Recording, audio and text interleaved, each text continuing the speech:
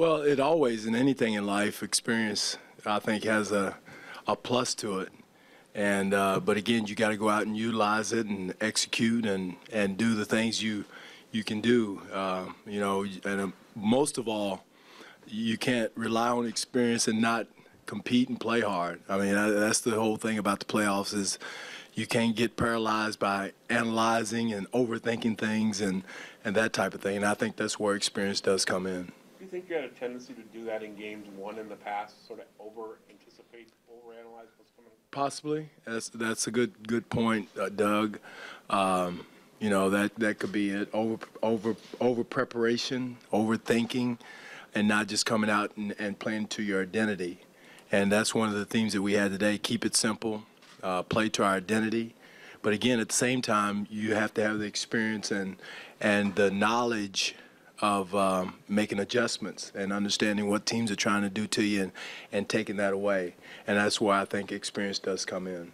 Giannis leads them in all 5 Frontcourt categories. Obviously, you don't stop a player like that. What are the 1 or 2 priorities that you try to slow down in terms of his day? Well, the thing is, you got to get back with him in transition. He's one of the best at pushing the ball since Magic Johnson at his size and speed and athleticism.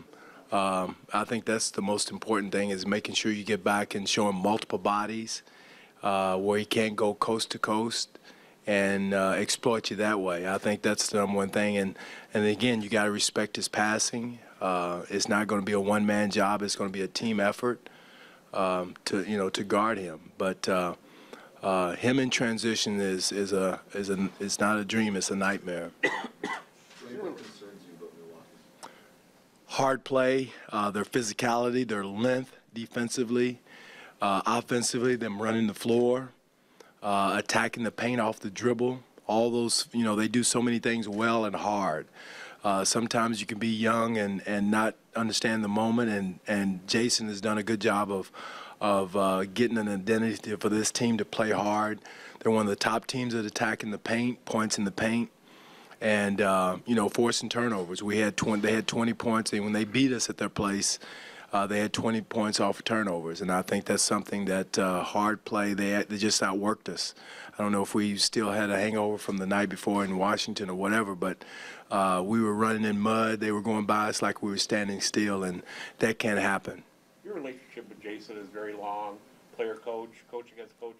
Will it be a factor in the familiarity aspect of it all? You know what he does, he knows what you do? No, because neither Jason or I can get out there and play. He's got Giannis, and we got Kyle and DeMar, and we can try to get our guys ready. And, again, it's funny. They run a lot of similar sets as we do, same terminology.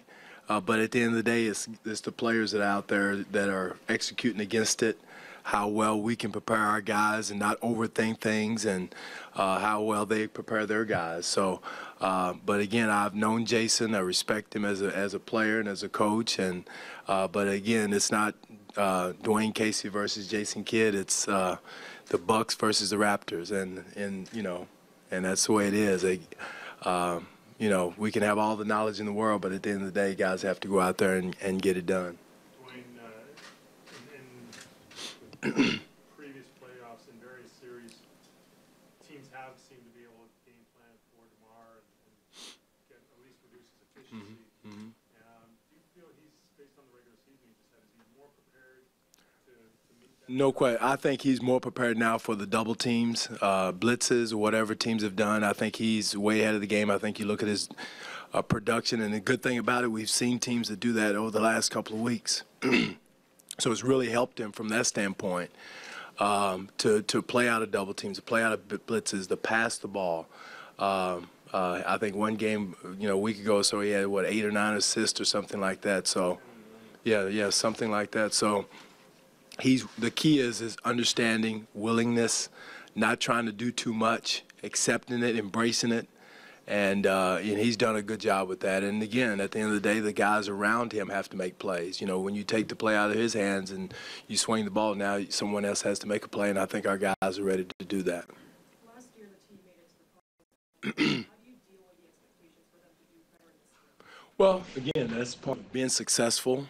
The guys have built the success level that they've had. that comes with the territory. Once you start winning, the expectations are there to win.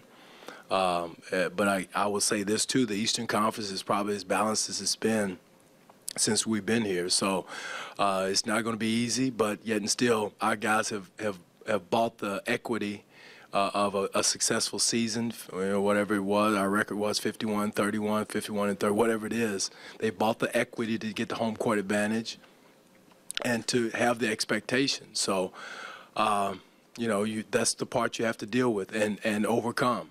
You can't let that overwhelm you. You got to play through it. And I think our guys are mature to do that. They've been through it. They're going through what they went through the last year, the year before that. No disrespect to the media. It's going to, we have a huge media market here. You got to play through that, not listen to the noise, not read or whatever it is. And, again,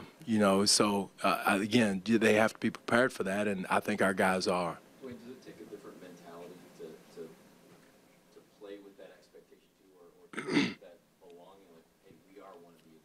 We should be here. We should have higher expectations. Well, no, I think it's natural. I think our guys understand. I think Kyle and DeMar being Olympians, all-stars, they have the swagger to go along with it. They understand it. That's why they get in the different coverages that they get. That's a badge of honor when teams are blitzing you and trying to get the ball out of your hands. I think they're ready for it. And, I think, Serge has been there. Serge has been to the finals. Corey has been to the finals. So we've got some guys who's been through the wars and the grind of the playoffs. And it's not going to be easy. We're sitting here kidding ourselves. We think that this journey or this couple of months is going to be easy or whatever it is, it's going to be tough. And the mental toughness, playing through frustration, playing through the grind, playing through whatever fatigue you may have is going to be important. And going through what they went through last year and the year before that has to help. I mean, some players in their playoff debuts sort of get over that moment. No one expects that of P.J. Tucker because of his personality and his age. Do you worry how he may handle the first one out? Not at all, Doug. That's one guy I don't worry about. If he misses a shot, it's not going to be because of the playoff jitters, because he's a man. He's a tough guy. He's been around. He's played overseas. He knows what pressure's about. And I don't worry about him because he does one thing that doesn't take a lot to worry about: defending, rebounding, running the floor. All those things are not, you don't have to think a lot to do those things. You just play, and that's what he does. He plays a man's game, an old school game, and I think he'll be ready for it. Can you sense excitement in PJ? Like when you guys are in meetings or on the court, can you tell? I can tell I think he's voiced ideas in guarding situations. In the film sessions today, we had a long film session. He had thoughts and ideas as far as how to do things. He had input. So he understands. He's a very intelligent basketball player. He understands that he's just not a tough guy. He knows how to play. He has a great understanding of the league, of who he's playing against, and what they're trying to do to him. You had some nights last year in the playoffs where the shots were falling for Lowry, DeRozan. It was kind of like, well, there are guys. Do you feel this lineup is better suited to overcome? No, still at the end of the day, you still got to make buckets, no matter who it is. And I said that this year when we were second or whatever in the league, it's a make or miss league. And, we can draw up the most exclusive plays you can play. But at the end of the day, when DeMar kicks it out to whoever on the wing, they got to make the shot. Whether it's Kyle, DeMar, we have two more shooters, if that's the question you're asking, in Serge and also in PJ that can knock shots down. So more options from that standpoint, where we can space the floor and hurt teams from that standpoint. So it'd be a little bit different from them. The key is we still, feel like that's going to be a part of our challenge is to execute once they do take the ball out of Kyle and DeMar's hand. What about the challenge in this matchup for Giannis? Milwaukee, I mean, they're a long way, especially big team in terms of the size. Does that make things sort of tough, difficult for him? No, again, he has good matchups. The Maker it stretches the floor a little bit, and Monroe definitely is going to be down in JV's wheelhouse in the paint at the elbow. So that's a good matchup for him. JV's challenge is to keep Monroe off the boards, to guard his post-ups, to guard his elbow catches. No, it's a good matchup for JV, and good situation where now he has to go down and have an impact on the offensive end.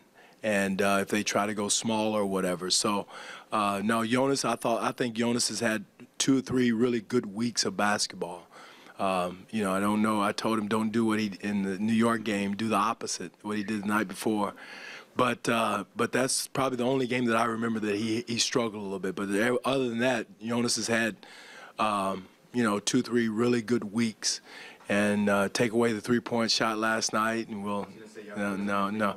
I tell you what, that's going to be part of his career and his growth. His next step is knocking, because he can shoot it, and he has a great touch.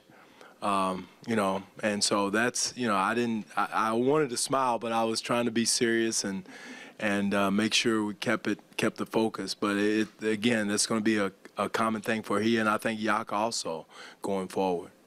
Dwane, Serge has been pretty steady since he put on the Toronto uniform, but do you think because of the way his game is, do you think there's another level come playoff time? I think so, Michael. That's a good point. You know, he's been there numerous times at OKC. He's been to the finals. He's not going to get caught up in the moment. If you beat him, it's going to be you're going to have to make an A move to beat him or to take away something from him. I don't think it's going to be from a, you know, so I do think there's another level there just because he's been in so many important games in the playoffs before. You know, so that's just going to fit right into what we're trying to do. And so, no, I'm not worried about Serge. And last night, you know, he kind of held him out to keep him fresh. I mean, not really a huge fan of it, but I thought it was good for him to kind of step back mentally as much as anything else and get ready for the upcoming week. Milwaukee's got a lot of guys that can play a lot of different positions, a lot of versatility. In that sense, how valuable will Pat be for you guys in this series? Well, Pat, we got a group of guys, Pat, PJ, DC, Serge, that are very flexible. They can guard multiple positions. And that's going to be huge for us because they're a very flexible team. They're a team that can play, you know, Antetokounmpo at the 4. They can go a lot of different directions. So what helps us is our flexibility. And, again, at the end of the day, it's going to be the team that goes out there and executes and makes shots when their shot comes around. And not get overwhelmed by the moment. And I think that's our challenge in the first game 1. We get so hyped up. There's such a big, you know, a lot of, I guess, talk or whatever about the game. I don't know if we overthink the situation and not just play basketball. And I think the experience from last year is a huge help, and we thought that from the year before. So, again, just have to go out there and do it and not overthink it. On paper, it seems like it should be, like, priority should be to make Giannis a bit of a jump shooter. But what are the challenges and, you know, the risks of trying to? Well, because he can make those shots. You got to respect his jump shots. He's a very improved jump shooter. And what happens too, Eric, and when you start talking about guys you want to play off of, make them shoot jump shots, that makes you soft. That makes you a soft team. And our experience this year has been guys we want to go under on pick and rolls, let's go over. Because when we go under, we become a soft team. So we're going to have to, you know, have our coverages and all that, but we don't want to disrespect anybody because, you know, he's an all-star for a reason. Does it also risk just giving him more space to create a head of steam? Well, that's always the case with somebody going under on, and that's something that you always – but, again, if you're soft on anything, it's going to give them a head of steam, and that's something you don't want to be with this team because they're everything but soft. Just to finish there, on Eric's point, I guess, a smaller player, a more conventionally sized player, even if he does pick up a head of steam, eventually he's in the paint and you're on top of him. This guy's going over you, man. He's going over. His length is unbelievable. And the other thing, too, where he's very lethal is his passing. He takes pride in his passing, and he doesn't just throw a dying quail pass. He throws a zing pass. I mean, he throws his own time on target passes, and that makes him lethal, too. So he's really become, you know, they've done a good job of working with him. He's done a good job of developing his game, his all-around game. And when he starts making the three ball, he's really going to be a handful. So, because again, he plays so hard. The kid plays so hard. He has a heart as big as his table, and his compete level. You've got to match his compete level to play against him. Coming into the playoffs is exciting for any player, but these guys have been there several times in a row. How would you describe the level of excitement compared to, say, this is getting down to business, we got a job? Well, no, it's always that. And again, when we as an organization or city or our fans start taking this for granted is when we're in trouble. Because, you know, we've done this a few years in a row, but we should never take it for granted. We should enjoy it. We should be excited, like you're saying. And I think our players are. They may not show it, they may be, you know, but again, they're excited. And we all should be excited to get there, to make sure we're taking steps toward winning a championship. And that's our goal, and that's what we're here for. When that's going to happen, we got to keep taking steps toward that. And we should all be excited and not take this for granted or like, oh, you know, here we go. You know, no, it's hard to do in this league. And when you start taking it for granted is when it starts biting you in the behind.